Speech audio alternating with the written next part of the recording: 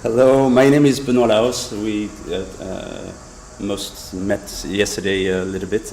I work in the field of theater. I've been working for 20 years in the field of theater, but I'm coming from fine arts, and I'm working mostly on the question of presence. I discovered lately that I have a neurological disease, and that make me a little bit deaf, and I have some signals, I don't know the word in English, some signals, permanent signals in the ears, and a quite strange relationship with matter.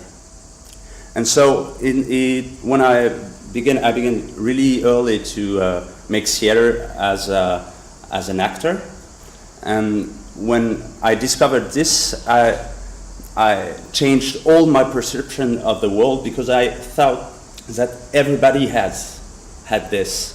Everybody had sounds in the ears over the day, the whole day, and this quite strange perception of matter. And I began to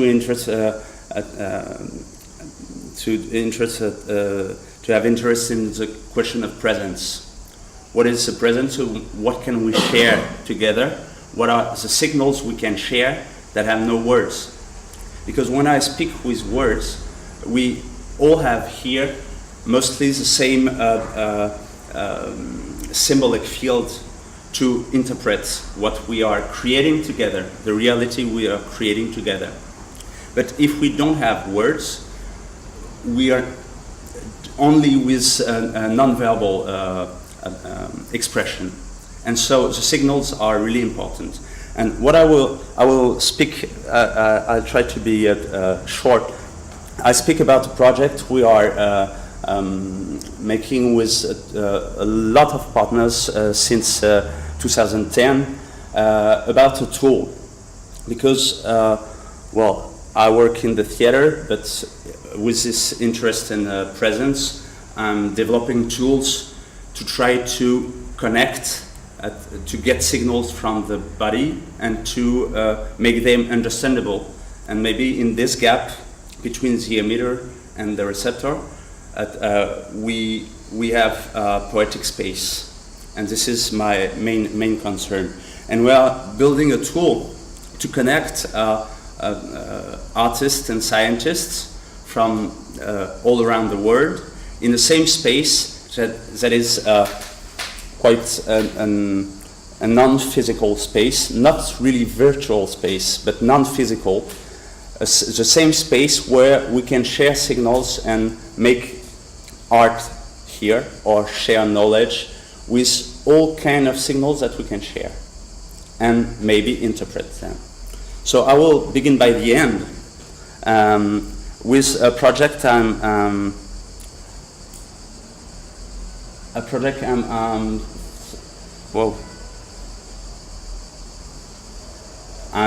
searching around this project, a project of distributed show between 3 geodesic domes that can,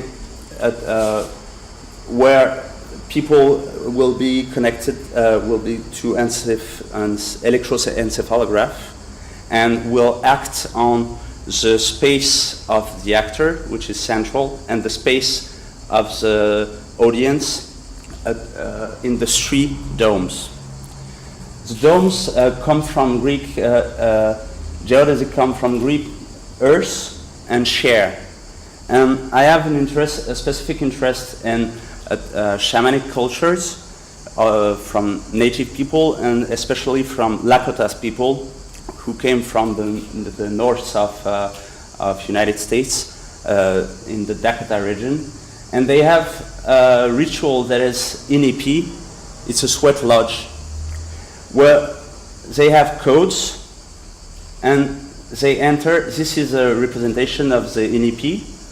You enter from here, you enter here, and then you turn this in this sand in this way, and this is a representation of the cosmos. And Lakota says that they have a word which is Mitakuye Oyasin, which is we are all connected. And for me, this is like if it was a point of intensity to connect microcosm and macrocosm, but they are all together in a circle, in equality, and they are sharing and co-creating the same reality. And that's kind of what we want to make with this tool, which name is MAP, from a multicast art platform. And as I said yesterday, I developed the first alpha version last week, and so we can begin test if someone is interested. But this specific project will we have 20 people in the audience in each dome connected to electroencephalograph, which are with this kind of energy, kind of signals we can take from the brain, will make turn and change the images projected on the domes and make turn this part where the audience here, where the audience is, and this part where the actors are in the 3 domes. And for this, we have to share quite a lot of signals because we have to share video, live sound, and these tiny signals from the body of the people. And these 3 domes are connected through this network, which is MAP. And MAP is a distributed network we built on the idea that it was serverless, and it can be now peer-to-peer. And like the Bitcoin, the blockchain, you can have a Raspberry Pi, you connect it at home, and you have a point of access to a network, and they share data between all the tiny servers. And we have an access point, like an interface where we can share image, everything. This is for the part microcosm, macrocosm. And for the part, this is a vertical. And for the horizontal part, we have semantic cartography, which can make, which ways we can make non-linear narratives, because we can choose the way we get in the story. Which story we're gonna have in all this, and this is, for me, this is cultural. These words are from my culture. I don't know if you would have the same words and the same map.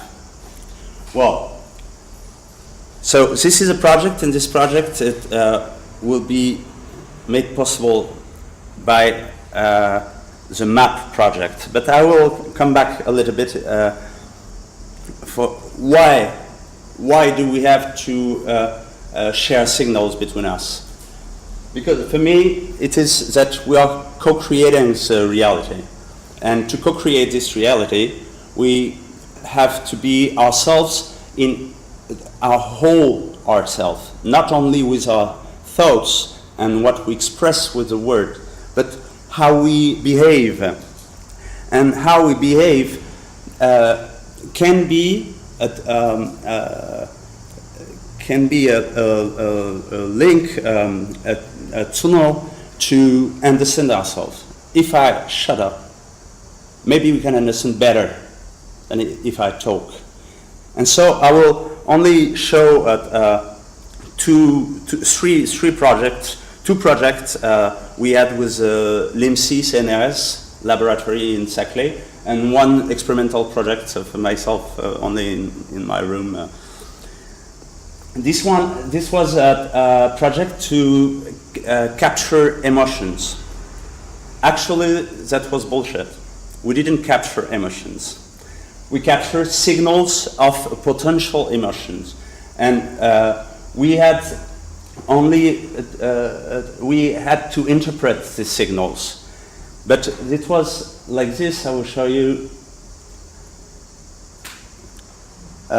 We have tools in theater that we can begin to have to interpret character, and so to improvise on emotions, and some things begin to appear. Like here, I had the sensors on my mouse here. I had an electroencephalograph. I have sedation sensors. I had a lot of sensors, and I make a tiny thing. At a moment, I was waiting, and I was waiting for top, and I was waiting, and as I'm deaf, I didn't hear. I had the top, and they told me, "Hey, you had the top," and so directly I woke up, and I was quite impatient, and so this is quite spontaneous, and you will see that in the signal there are really huge changes. There is something with all these sensors, something quite quiet, and when I wake up, it passes a threshold, and there we can see that there is something to analyze, there is something to interpret, and that we can share, and that we can build together.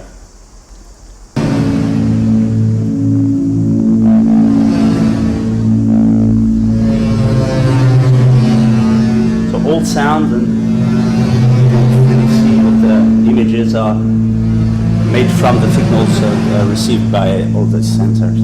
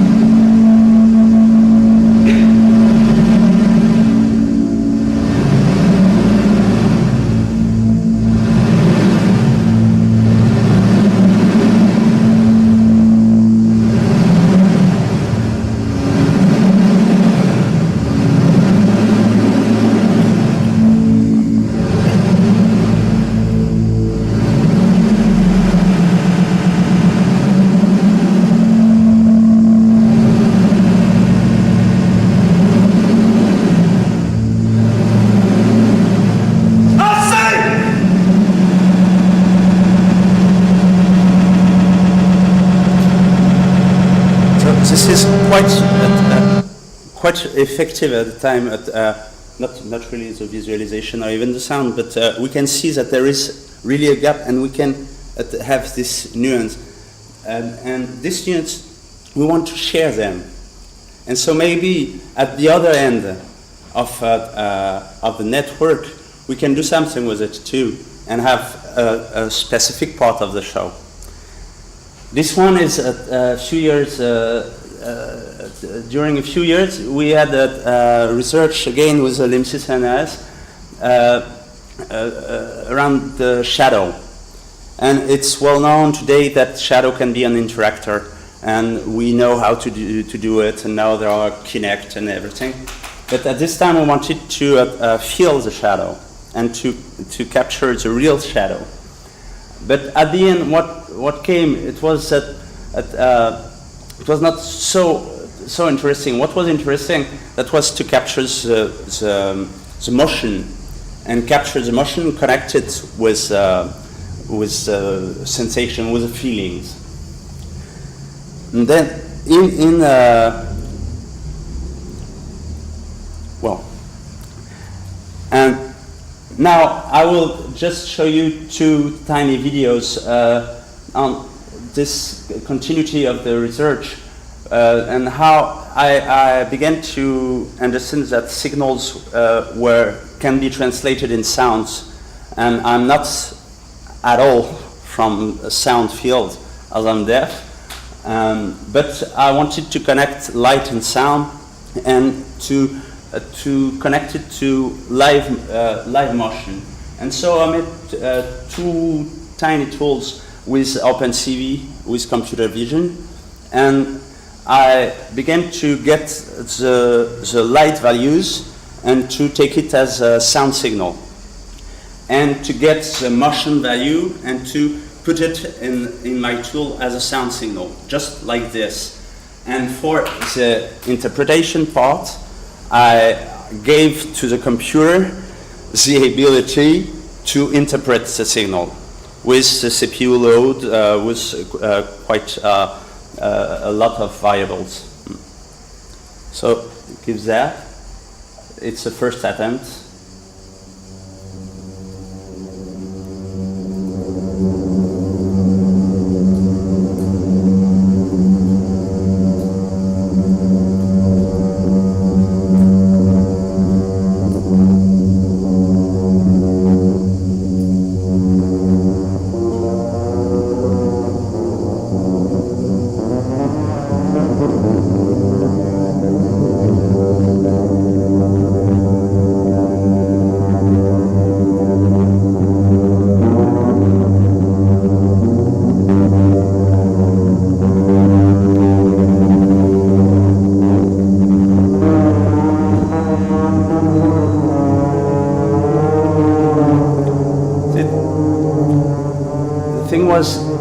What I can see, what I see, what can it be, how can it be translated into something others can feel? And others can feel the sound. If they can't, if we interpret differently the image, the sound isn't quite interpreted, it's felt. So I will show you another one. This is for Venza, because this is in South Asia. This is in Vietnam on a motorbike we all know.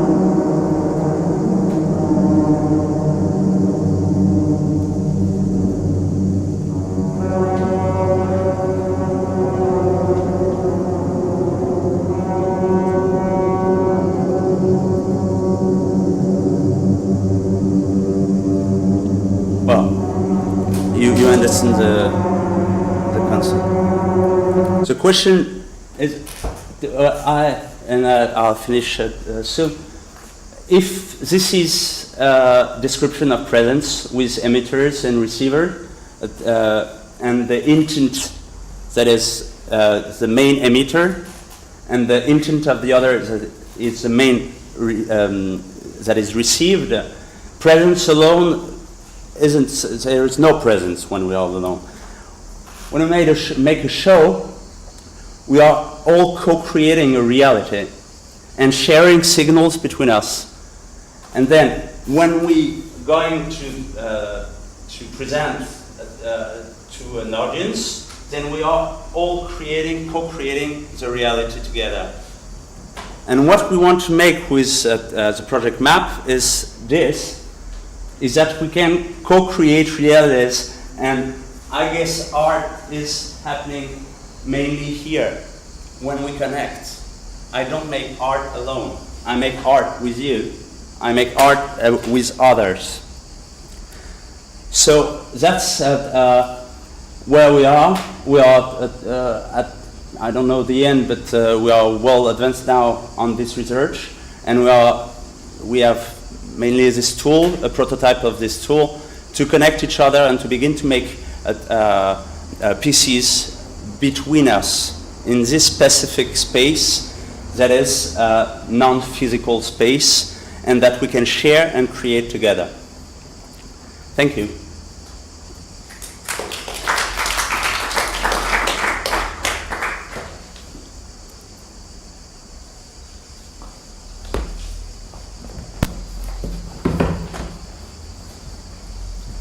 Thank you, Noah. And we have not so long time, so Marika, one artist from Paris also, will present some new project.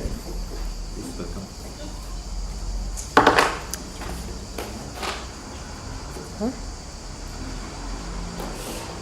So we met yesterday. I will not repeat, try.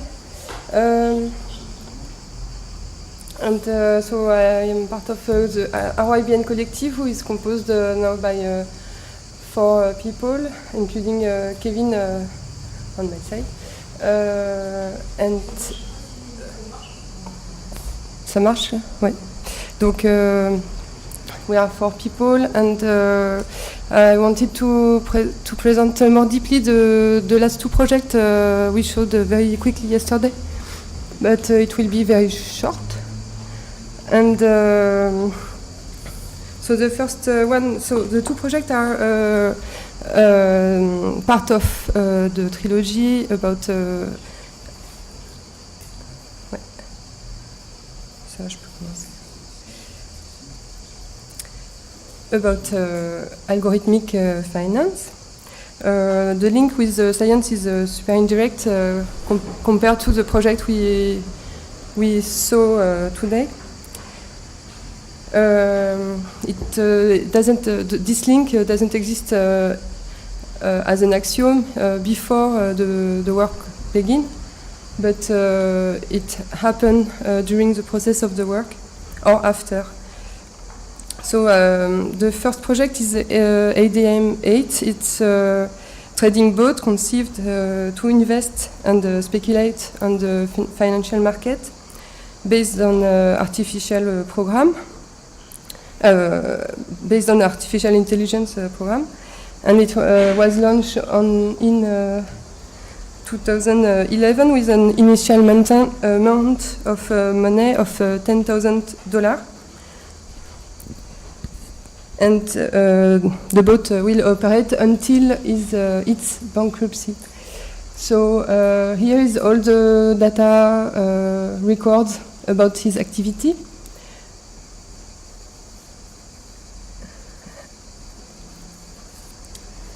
We have also so the graphic view we saw yesterday, and it also transmits the information on Twitter. So there is activity, and what I want to show you very quickly is that a scientist called Aoline Rennes, working in Bordeaux, in l'Abri, laboratoire bordelais de recherche en informatique, used this data to make like a retro engineering and a data analysis to try to understand or to find the way this algorithm is working. So with just the data, he was trying to understand how it works, and try also to make some amelioration, conseil for us or in general, because he didn't get in contact with us. But it is a strange link between art and science, because it's the art produce the material to be analyzed in a scientific way. For example, the robot, when it was not beneficiaire but deficitaire, the bot was calculating each day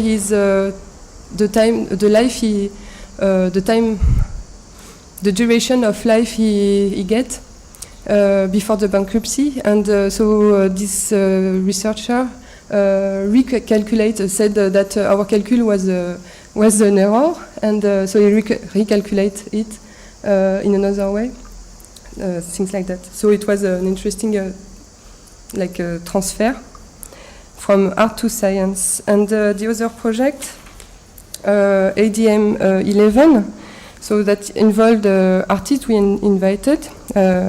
So the artists involved are B01, Brendan Howell, Martin House, Nicolas Montgermain, who is here, Horia Cosmin Samoila, Marc Swingedo, who is not an artist but a physician and engineer, Suzanne Treister et Femke Ergraven et Antoine Schmidt. So it's an independent research platform for experimental algorithmic trading engineering, and it's driven by the idea of an exploitation of the imaginary of the artist and the vision and the famous idea the society can have about artists, to aim to create new kinds of strategy of speculation in the market, and that are challenging the basic principle of the market, which is usually making money. So the collection we get is kind of heretic and irrational, but operant for 5 of the 9 algorithms we get. 4 are just designed but not implemented. And we put them in a competition that you can see in the monitoring. So it's like the competition, comment on dit, of snails. Tu peux descendre, s'il te plaît? Hop. So this is the. Tu peux aller à droite, parce qu'on n'a pas le nom. The result after 1 year and a half or 2 years of activity. And we made a work about taxonomy. We try to classify and categorize the algorithm. For example, femto black pool, for each of them it's the same. We made a logical diagram on the left, and on the right we put classification and different identification between emprunté that comes from partly from computing and partly from like biology, with a limit of that. So the result is that the link with science is that it is not, there is no link, in fact. Just sorry. If you go, maybe you can go. There is also this documentation part, which compile every document that help to understand the topic and the context that are explored by the artist. For example, Volatility Storm by Femke Ergraven. She worked about cat bonds, catastrophe bonds, which are a financial product, an obligation that try to quantify natural disaster into financial value to speculate on it. So she was interested into this very representative product of the finance, and so we documented it. The same with the other project, Psychic Interface, for example, from Horia Cosmin Samoila, is inspired by the Global Consciousness project, which is a parapsychology experiment that began in the 1908 as an attempt to detect possible interaction of the global consciousness with physical systems. They were searching for objective measurement of what they called this global consciousness, so connected conscious, interconnection of conscious. So this objective measurement was permit them to validate the theories in the scientific way. And the algorithm of donc Cosmin is based on that on that research, and the algorithm research also anomalies into the flow of random data to choose what to when he has to buy or sell things. In a very different, maybe two more example.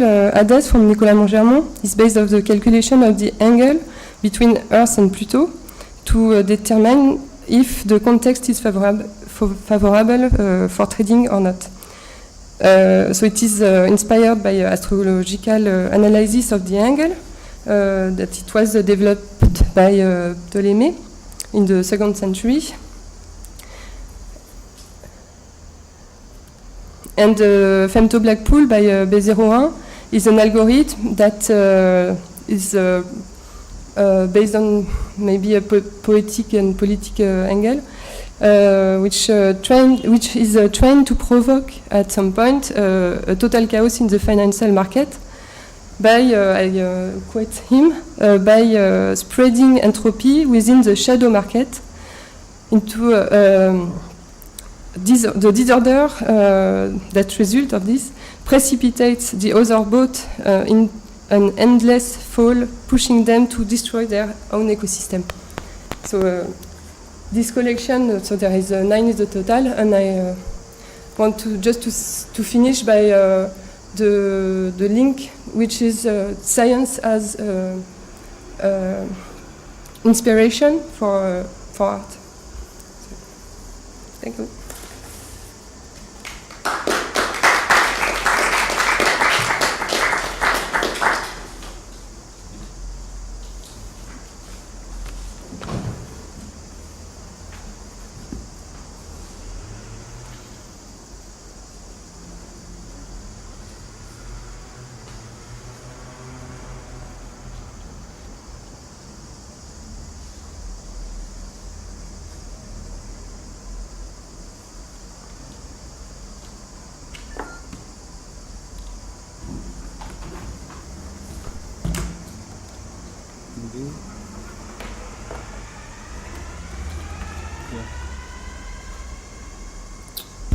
Okay.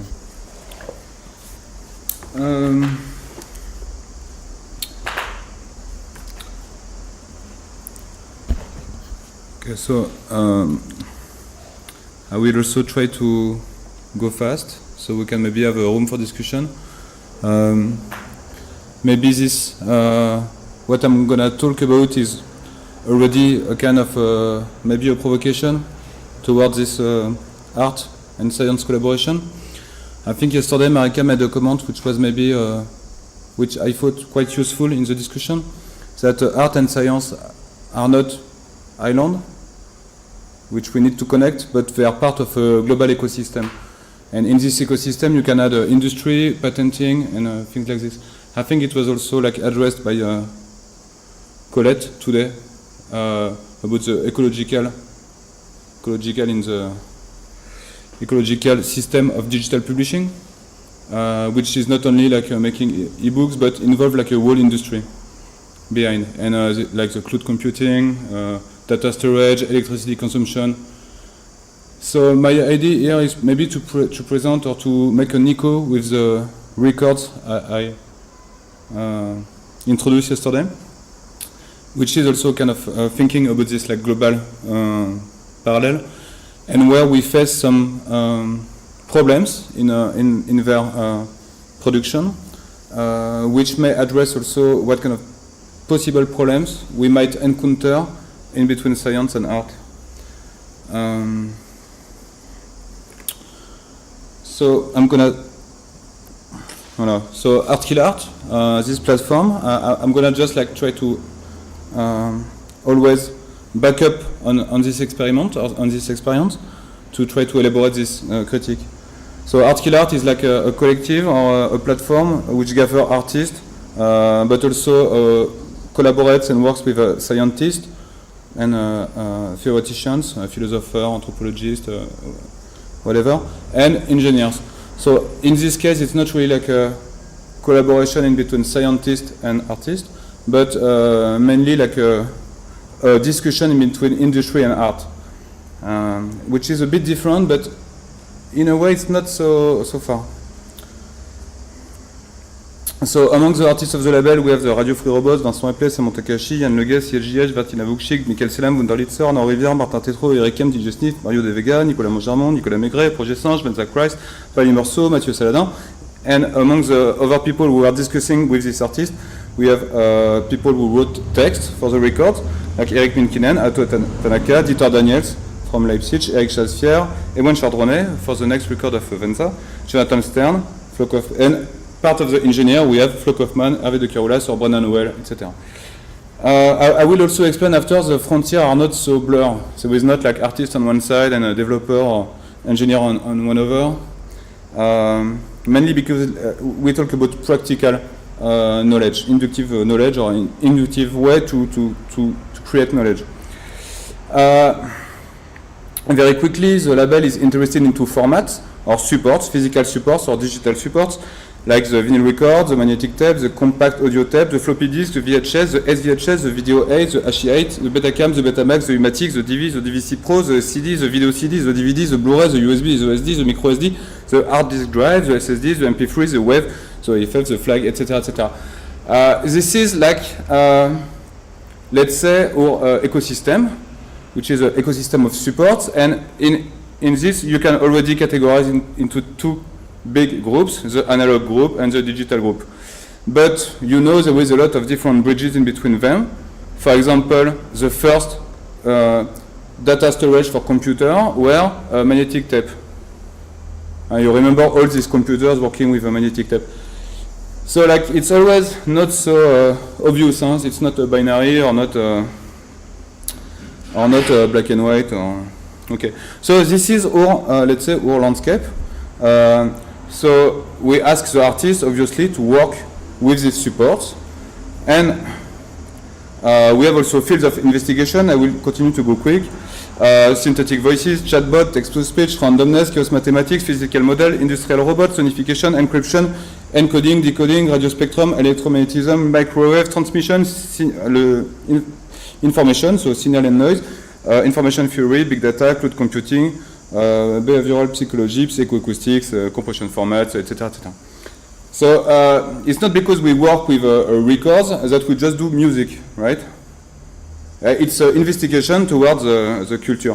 So in this sense, it's already something where artists are not only artists producing an art object, but making investigation towards cultural phenomenon. So the main question we ask with Artkill Art is, what is to produce artwork at the edge of digital reproducibility? Okay, so this is obviously a joke towards Walter Benjamin. So we will quote him.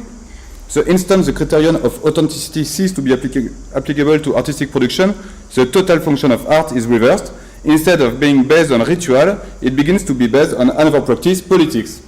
So it was already addressed by Colette. And I must say this discussion is already outdated. Huh? We can benefit from a lot of things, but if we should keep something, it's politics. So what is the answer of Artkill Art with this question? It is politics. And how can artists make politics? And it was already addressed by Marika yesterday, with a method which is what we call the extradisciplinary. So the extradisciplinary is not like this kind of collaboration, this transdisciplinary or multidisciplinary, pluridisciplinary, but it's the fact you interest to a field of activity which is not yours. So artists are supposed to make beautiful artworks, but not work with electromagnetism or work with geophysics, financial stuff. Okay. So Brian Holmes, who wrote this text about extradisciplinary, so I'm gonna show so you can get it a little bit. He says the extradisciplinary ambition is to carry out rigorous investigations on terrains as far away from art as finance, biotech, geography, urbanism, psychiatry, electromagnetic spectrum, etc., etc.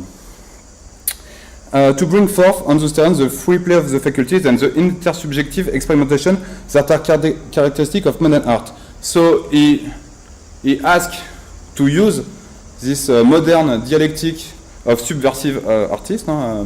Maybe he's thinking to Debord or to other kind of avant-garde of the 60s, and to apply it to fields and terrain which is like not supposed to be the academic or classical art. So to create a new kind of critique. And we make ours with Arabian as well and Art Kill Art. We make ours this proposition, and we try to apply it to industry, obviously, because we make records. So I'm gonna just switch on the website quickly, and I will try to explain, because as I said before, it's not just a theoretical perspective, it's an active position when we learn by doing stuff. And I truly believe it's also what we have in common with science, because like we know the science is based on this methodology of the experiment and the laboratory, whatever the question which can emerge from it, but we are not going to go into the Latourian perspective. So what we learn by doing this record. So here you can see different propositions from artists. It's mainly vinyls. So for example, you have this proposition from Michael Selam called Scratch, where he used an industrial robot to scratch records. So this is like a part of the early records.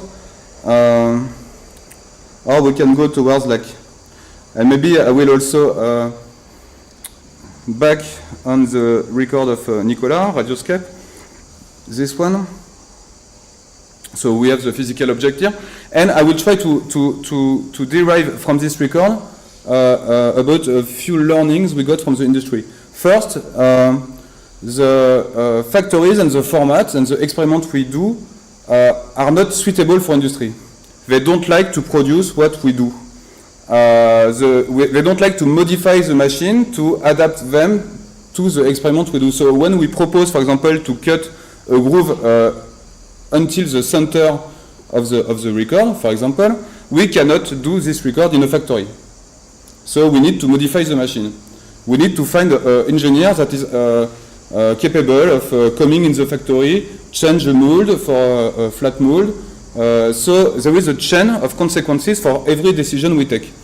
And here we can find the limit of industry and the limits towards like a, let's say, radical experiment towards supports until there a possible transformation into a concrete object. And this is the image I want to lay down on the table for this collaborative process between art and science. So it's a metaphor. And I mean, like, it's, I'm sorry, it's a bit provocative, but as it was said before, science has a lot of relationship with industry, with patenting, with the development of, it's a whole production system. So I don't say science is bad, it's not the idea, but it's to say we have to think about this collaboration, not only like as a kind of a possible or possibility or potentiality for innovation, but rather a potentiality of a radical critique for the production system. Voilà, merci.